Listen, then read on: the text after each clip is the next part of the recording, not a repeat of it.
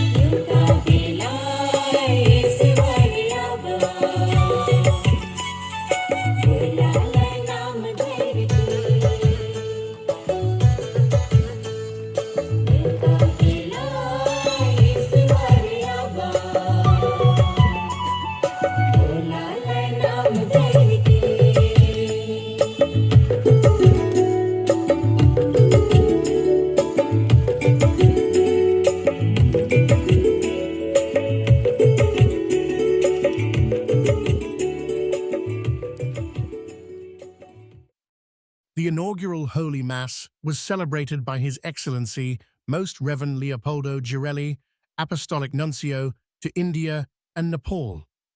In his homily, he urged the bishops of India to listen deeply to the Spirit as they chart new paths for mission.